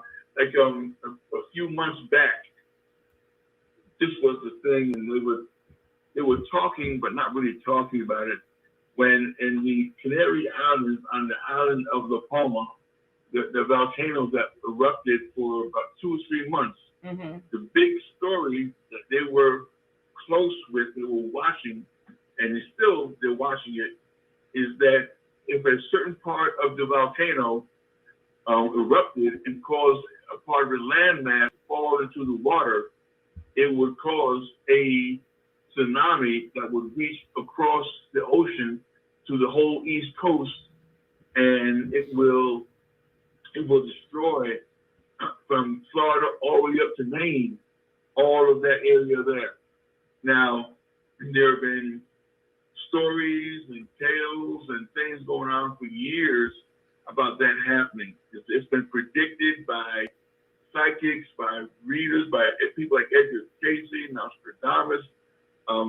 Everybody says that the futuristic map of the United States is not what it is now. Mm. It's not going to be what it is now. There was several people even before this stuff was talked about this stuff. And if you go and you look at the futuristic map of the United States from all different people from different times, different years, it'll show you basically the same thing of how the country from East Coast to West Coast will be inundated with water. Even down the middle, it'll be divided, and the eastern seaboard will be wiped out. Wow, that's deep, especially for those of us who live on the eastern. I mean, I literally am on the East Coast. I mean, we're Delaware is on the coast. Yeah, we're on the coast, but I personally, I'm a survivor to the extent that I always felt like if something really devastating happened, that I would be the only one left. I mean, I was on a plane that was about lost its I forgot what the plane lost, and I made up my mind. I was like, well, you know what? If this thing crashes, I'm gonna be the lone survivor. And we ended up, I just, that was it. Because when you know that you're here for something, you're not gonna just fall for everything. But I do, see where that would make sense to move inland, inland, and get to the. Well, even if you get to the middle, you have to make sure you're not at the middle where you said the maps say that there's a split even down the center. So, it's almost like wherever you end up is where you are going to be. You were meant to be in the plan that you, the life plan that you came here for. And that's the main thing. Folks living out the reason or the plan for their existence. How do you feel about that? I mean, what can we do to make sure that we are living our life's purpose, what we signed up to come here to do? Because we, like you said earlier, we are distracted. We have gotten and become distracted. So how do we find out from our original plan and purpose why we're here? So all the unnecessary things that we're doing, we can put them aside and get busy. Well, see, that's just the thing, is that the more you're caught up in the world, the less that you're going to be inclined to do what you're supposed to be doing here. Everybody's not here for the same reason. All right. There are some people that are here who are teachers. There's some people here that are going to be aides to somebody else. It all figures out, where do you belong? Where do you fit in? What is your purpose? Right now, you're doing what you're supposed to be doing. You're out there spreading the word. You're out there trying to bring people to the knowledge of what's really going on. That's your job. You found that for yourself. You'll know your job. You'll know your position once you step into it and start acting on it. But there are those who have no way of knowing what their position is because they don't want to. Like if you go back to the movie The Matrix, where the guy said to him, look, I'm tired of this shit. I don't want to go back. I don't want to know nothing. Give me the pill and let me go back and call it a day. I don't want to do this no more. And there are those kind of people that once you awaken to it and you see what it is, what's really going on, like it did in The Matrix, you're going to see that this world is not what you think it is. These people are not who you think they are. And as long as you are remaining in their web, put it that way, then you are part of it. You are part of the system. Like the man said, you look around, what do you see? You see doctors, lawyers, people, they are attached to the matrix. He says, and they will fight to stay there. They don't want to be free. They don't want to be aside from this. This is what they want. And they will kill you just so they can stay there. Because that's what it is. And when you, and if you look at all of the great men and wise men and women that came to try to keep people what they do to them, they kill them. Right. they will kill them. They don't want you, like, no matter who it is, but whoever it was, they wanted to kill them because they were disrupting the system. You can't come here and disrupt the thing. That's why this world is a world of sport and play. This is not the world that it was intended to be.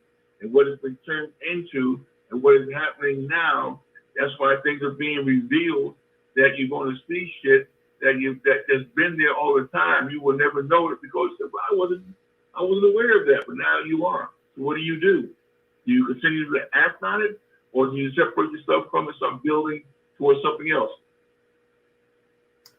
Well, hopefully those that are awakening are looking for their purpose at the same time, and that they should be. Yeah, because if you actively look, I think you will eventually find it will find you. Or yeah, you're right, it'll find you. But it does involve some action on your part.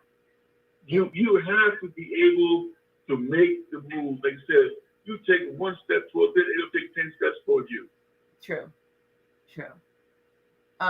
That's right. I mean, I remember growing up, and I used to follow. I was younger, and early days of early 20s and 30s, wanted to emulate some of the great motivational speakers. I used to listen to people like Les Brown and others, and my mother said to me, "You're going to be a preacher," and I was like, "No, I'm not. I'm going to be a motivational speaker." And it wasn't long into my being a pastor many years later that I realized exactly what I was doing. I wanted to be a motivational speaker, and that's what I did every Sunday. Got up and attempted to motivate people. And so a lot of times we think it's one thing, but you have it in you. You came here with the purpose in you, and you might be living it out in a way that doesn't seem like it, but it actually is. And so when the awakening came for me, then still years later, and I got out of pastoring, I still find myself in a place where my heart says, like you said, I need to help motivate. I don't have all the answers, but the things that I do have and the things that I do know, I know that I'm not supposed to keep it for myself. You see what I'm saying? I know that whatever I get, it has to be given. And it's not something to keep. It's not something to keep because, I can't keep everything because I can't even remember half the things that I've forgotten now because so much has come. And so, there's always a fear that you're getting older and you're losing your mind. But then there's also the overload, information overload. So you have to realize you're getting all this stuff because you're supposed to do something with it. Do you agree? Of course. You know what you do? Like here's old-fashioned remedy. Start smelling rosemary. Really? Yes. Get some fresh rosemary. Start sniffing that, and it will improve your memory. Yeah, because I look at people today, and I'll go, I know them. I just can't remember what their names are. It's just people are just, I'm like, I didn't forget I didn't forget their face, but I darn sure can't put the name to the face. And I'm wondering, I'm like, is that a sign of, and I keep saying information overload. I got too much stuff in there, and I just emptied out things of people I hadn't seen, for years and years. But that is good to know. And there's probably some others out there, Brother Jerry, that are feeling like their minds are not what they used to be. And that's a little scary. Because I know because the thing is that when you have so much going on, you can only focus on one thing at a time. And when you get overloaded, you can't focus anything because you're not separating your thoughts. You have so much stuff going on that you can't allow yourself to be able to get caught up in any one thing in particular. So that's when you begin to download all the unnecessary stuff that you don't need. You don't have to think about, like I said, the stuff they put on TV, but what's going on in other people's lives in their world. I have nothing to do with that. It's none of my business. There's no concern for me. That's not part of my life. I'm not interested in hearing. I don't want to hear anything like that. I don't want to know anything like that. All I want to know is what I'm doing. I have to focus on what I want to do and what I need to get done. not what somebody else is doing, and then get distracted. Oh, it's my attention where I'm supposed to be is somewhere else. I don't have that problem. Well, I'm gonna work on it. I'm gonna work on it because I think I got a lot more that I have to do. But like I said, people like yourself, people that I've met over the years that I respect and I appreciate what you have. I count it an honor and I've been put in a place of privilege and honor because of so many that people like, not all like yourself, but people that I get to meet and interact with. I'm just overwhelmed sometimes with the people that I come in contact with, and I don't take it for granted. I don't take it lightly. And so, my mind is always like, what can I do next? Who can I bring on next? Who can I bring, to the forefront and share with my audience and so forth. And I know sometimes, they think they're going to get one thing, like somebody just made a comment, I thought such and such, well, we never know what's going to happen. But for someone, they have become enlightened by this conversation. I realize that you cannot please everybody. And some of the folks that come on as guests or audience, rather, the viewers, are very, very enlightened in areas. And so sometimes they're just looking for somebody that they feel that can give them more than what they already know. And sometimes that's not the case. You know what I mean? Yeah. And they need to value the fact that they have so much, and they need to be giving it to somebody. Like I said, if you're the smartest person in the room, go find another room where you're not so smart. Yeah. Exactly. But because there's some things that I know, and I know you can't share everything, and but I want you actually do readings, or do you do readings for those who would come to you for your services, or is it just more of a spontaneous when Chief or whomever your guides are working with you? I still do the readings, but I used to do a lot of phone meetings, but it took up a lot of my time during the day, and I couldn't get any work done. So unless there's somebody I really want to talk with, I don't do phone. I do via email or in person. If you're in the area and you want to come stop by, you can come by. We can do that in person, which is better in a lot of cases. Or I can do it via email, where I give you 3 questions to answer, and I will answer your 3 questions via email for you. But I don't get on the phone that much anymore, because I'll be on the phone all day and I would never get nothing else done. Really? It takes up too much time, Listen, so. I know about the phone all day. I absolutely know what it means to be bombarded with calls, and sometimes I don't get a lot of calls. I mean, I look up and it may be an hour past, and I'm like, I'm still on the phone. I need to do other things. I literally need to do other things. And then I have, the friends that call, the colleagues that, want to, I think one day I'm just going to out her because she can talk a lot. I love her to life, but I believe Mother Kai called me. I believe it was Mother Kai. And by the time we finished talking, or somebody, 3 hours or so it passed, maybe 2 or 3 hours, and it was like, and that's that's on a weekday. You know what I mean? So you really need to, I know that maybe that's part of my assignment. I don't know, maybe that's part of my assignment, but I really want to just make sure personally that I do what I came here to do, what I signed up for, and like I said, it's becoming more and more apparent. Like those of you know, my dad transitioned. I actually thought he transitioned on the 4th, because that's what I was told. But I just found out yesterday, it's just ironic, that my father transitioned on February 5th. It was at midnight, so it was the 5th. And my mother transitioned on the same date 20 years earlier. And the reality of just you have to get your work done. You have to get your work done because you're not going to be here for always. That's true. Is where I am in my life. I don't know if they completed their assignments, but I know I want to complete mine. You know what I mean? Yeah. And just Just it just hits home. I finally realized I can't say I no longer have a mother or father because I still have them both, maybe in a bigger way. But it just feels odd to not have it. Yeah. So but anyway, here's a question. There's a question, and I'm gonna get off of that.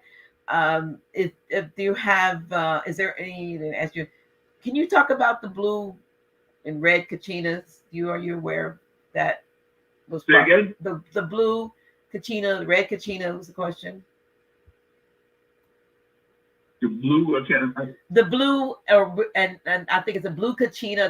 There are prophecies. I don't know whether they're Hopi prophecies or something about the blue and red kachina. I've heard of it. I don't know what they are necessarily. I don't know. And the question is whether or not you are familiar with them. Not that particular prophecy, no. I know the Hopi has a lot of different prophecies, but those I'm not familiar with. Okay. All right. So yeah, we can't talk about what we don't know, y'all. So that's it. That's one thing that I learned a long time ago. If you don't know, just say you don't know and keep going. Don't try to pretend you know something you made a fool of. Absolutely. Yeah, it's this blue star, red star kachina and all. I've heard of it. I heard of it in conjunction, with 2012 back then and all. But a lot of the 2012 prophecies, where we thought, was going to be the end of the world, or they thought, I mean, it was more like the end of an age, more of an, in not of life as maybe life was changing because more people began to enlighten and wake up at that time, but it certainly wasn't the end as had been, they sold so many books that that really turned out not to be, between the 2012 and the Y2K, there was all that stuff going on. And Left Behind, and then on the Christian side, it was the Left Behind story. So it's like, it sold a lot of books. A lot of books. It did. It's funny that the Y2K thing really took off. Oh yeah. People were that, even Prince. That was Prince. I'm gonna party like it's 1999 because everybody thought that when the clock struck midnight, which was odd because midnight would be different all over the world. Yeah. When you think about it. So would it have happened, midnight whose time? But it didn't. It just made came and went. It came and went like a lot of other things. Yeah. So yeah. Well, anyway. I don't know. Somebody says you will, Dr. G. Oh, thank you.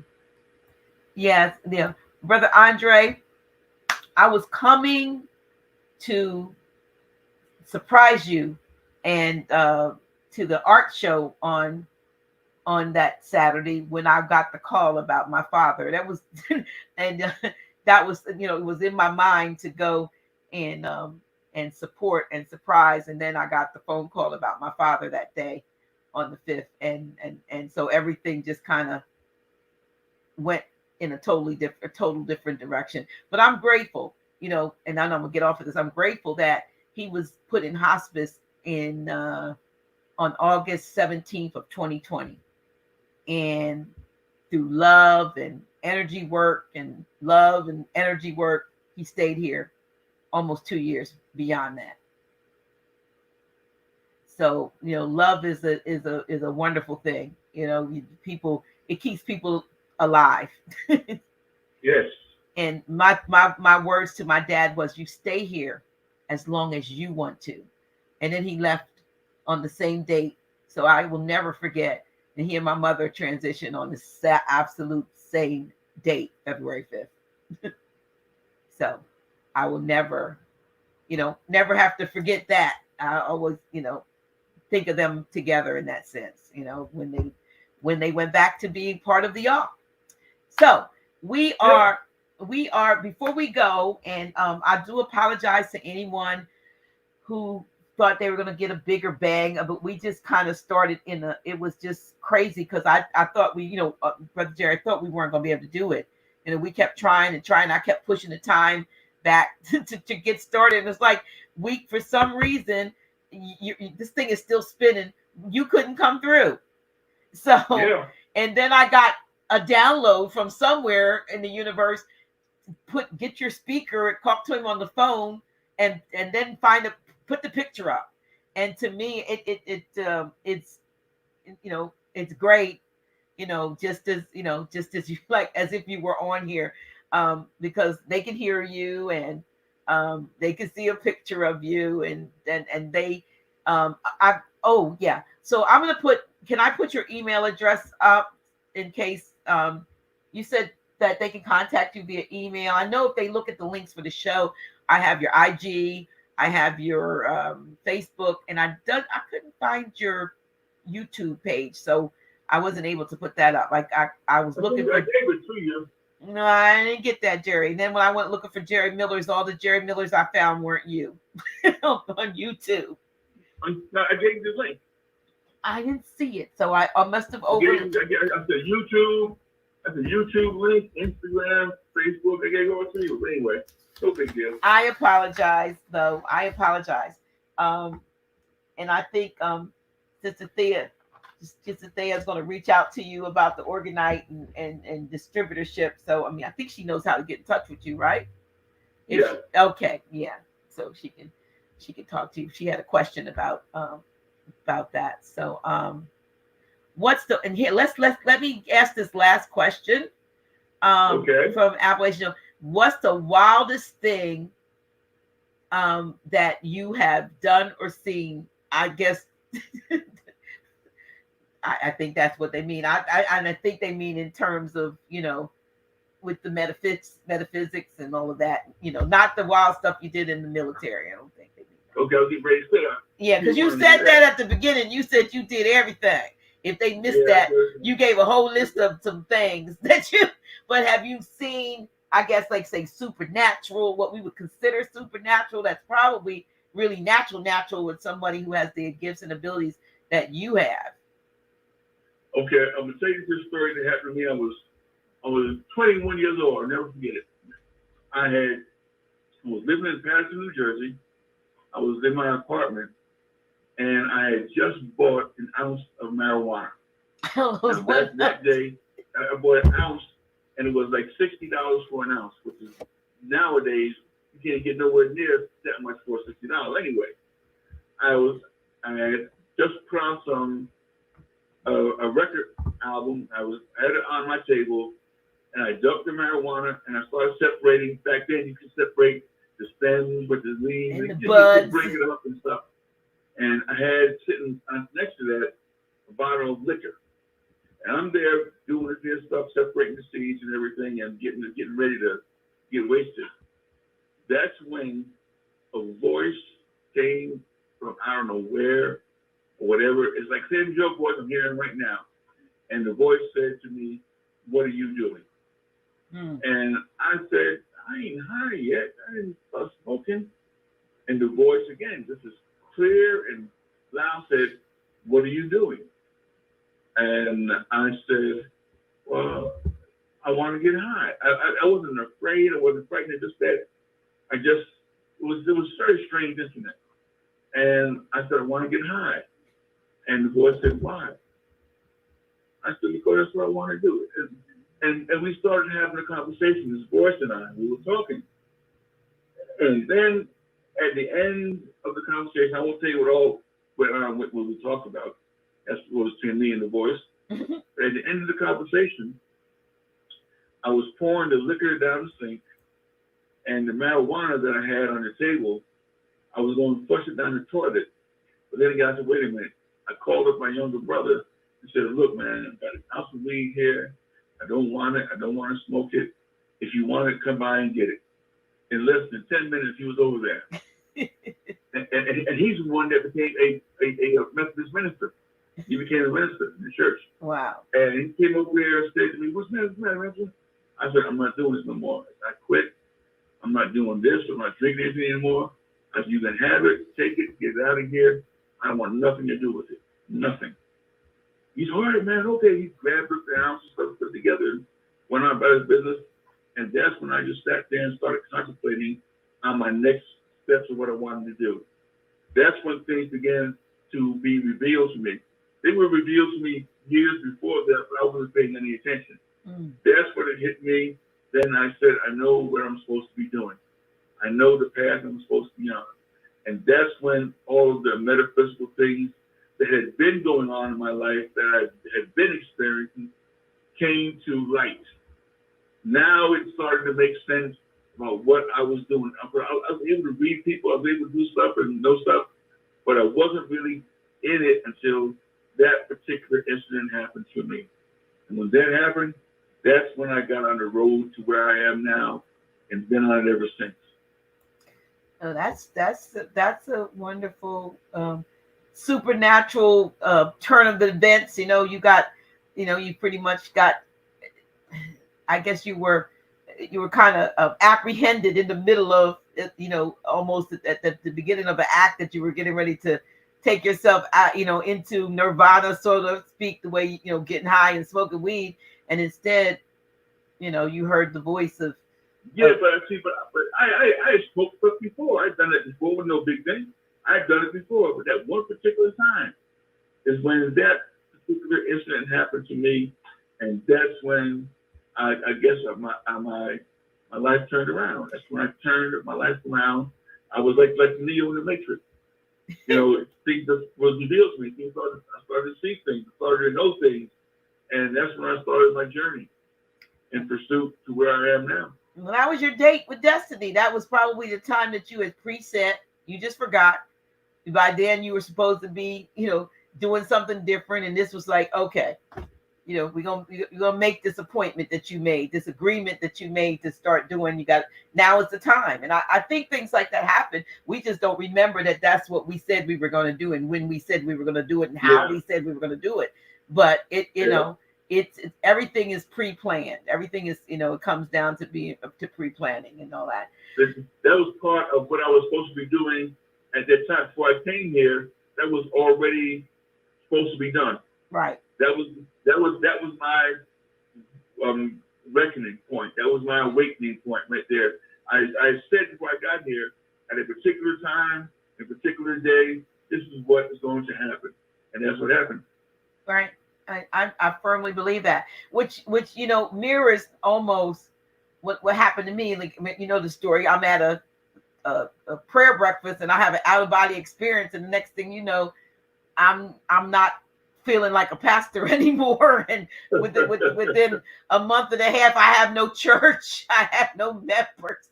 I'm just like waiting for the next assignment. I'm in an empty building with maybe 5 people left who loved me enough to stay as long as they could, but it just was not to be anymore. And so, when you're waiting, when you hear the voice tell you to stop lying and tell the truth, and you say, okay, that's what I did. You know what I mean? And I was like, what now? They're gone. But they weren't. Everybody that I have interacted in the 11 years since then is on a global scale. What was, this small group of, less than 100 members is now, doing a work that reaches, all across the globe. Still from the same place, but but it's just doing what you're supposed to do and recognizing. And I hope someone who, is listening, that it will spark something in someone who may be procrastinating on their own destiny and their own purpose, that might know that they're supposed to be doing something else, but they've been spinning their wheels. Hopefully, they will become motivated to take that next step. Yeah, All it is taking that step and saying, this is it, I'm done. And then moving on. Right. Yeah. Andre Renard, Maxim, they said, I wonder it was the voice of the higher self. And I think it is. I think we talked about the internal knowing, everything we come packaged with us. And, most of the time, I think we just depend on our lower self, that is easier. But the higher self, we always want to think it's coming from out. It's not coming from without. It's coming from within. Yep. It's coming from within. And it's a good thing to pay attention to it. Well, listen, I want to remind you, all of you all, that yesterday was our National Grand Sheik's 76th solar return. He will be here this Friday. I'm going to try not to let him do like a bunch of teaching, but I'm going to have some folk on with us to celebrate him, and I hope that you will join us. Also, hope that you will, if you haven't already, let me maybe put this up. I do have a banner that I put up on Facebook, but when you want to support House of Relocating Minds, the same Cash Me or PayPal, if you want to send, a dollar or $5 or $10 to say happy solar return to Grand Sheik for all he's done. Like I said, he turned 76 yesterday. I called him to wish him a happy solar return. He's in the barbershop, not getting his hair cut, but teaching all day in the barbershop. So that's what he did. He was just, building with some brothers in the barbershop. But he'll be here this Friday, and hopefully you all will tune in. Last year we did like a whole thing and I played music, but then YouTube kind of smacked my hands because you're not supposed to play music. So I might throw a song or two in there, but I'm gonna have some folks, and I'm hoping that the audience will show him love, and I wish I could bring some of you on, but we're going to have some folks on, and we're just going to show him some love, because let him know we love and appreciate him. So that's going to be this coming Friday, which is the 18th. So make sure that you tune in for that. And with that, Brother Jerry, you got the floor for the final and last words, and then we out of here. The thing is that for those people out there who are sitting on the fence and got 1 foot in and 1 foot out, now is the time to make up your mind as to what it is you really want to do. Because when the things get tough, you're not going to be able to have that opportunity anymore. So now is the time to start to get your stuff together, start working with those people who are in the higher forces, those people that are working in the way of trying to get things right and make this here world a better place, and do what you know you're supposed to be doing. There are those of you out there who are procrastinating, who are playing games, who have the abilities and the knowledge, and you're just using it for your own selfishness. Time to stop. This is not the time to be playing games. This is the hour, this is the day, this is the year, this is the time of revelation, and all things will be revealed, both good and bad, no matter who or what you are. Pay attention. Peace and love to all. Thank you so much, Brother Jerry. Appreciate you. Next time we'll get this thing fixed. Yeah, next time we're going to do is just start an hour earlier so we can work out all the kinks.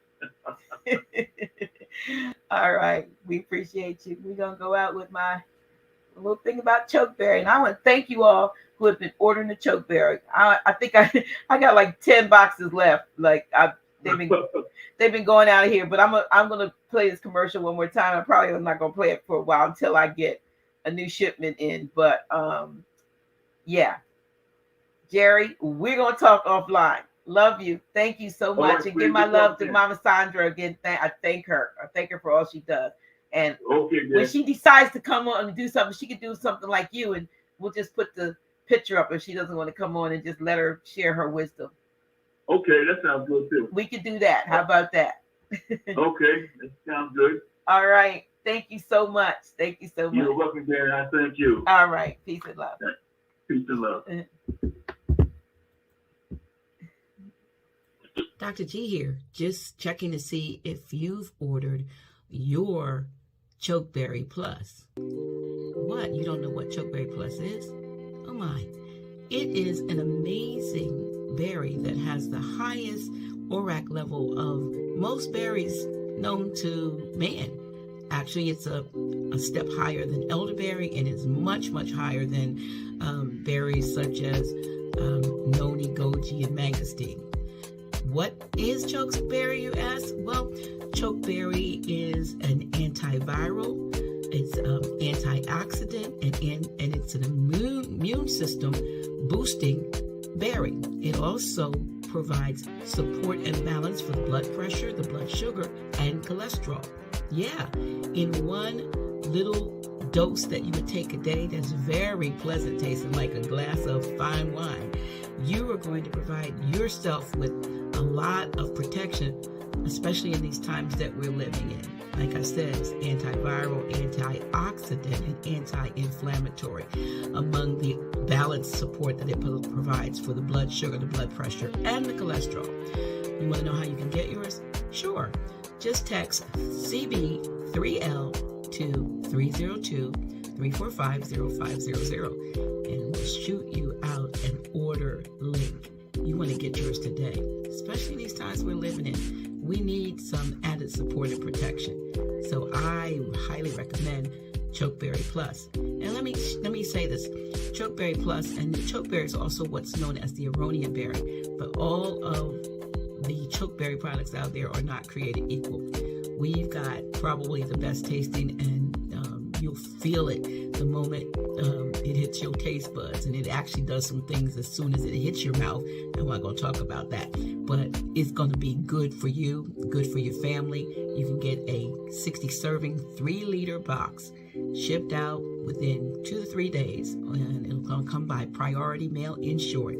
So again, text CB3L to 302-345-0500 and get your chokeberry today. Peace.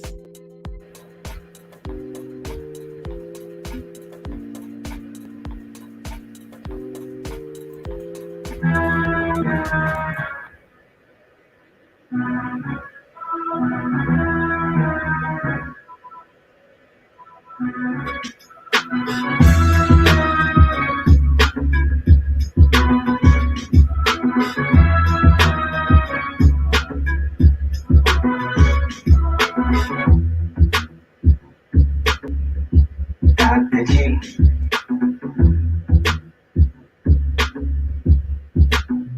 Really? Oh shit. Yeah, that's me. Dr. G.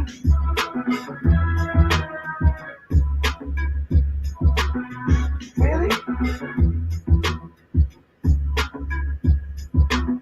Oh shit. Yeah, that's me. Dr. G.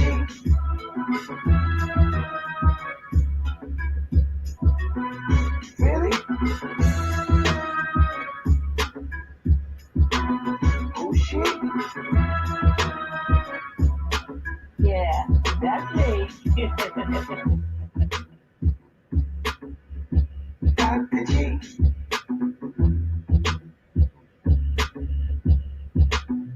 Really? Oh shit. Yeah, that's me. Dr. G.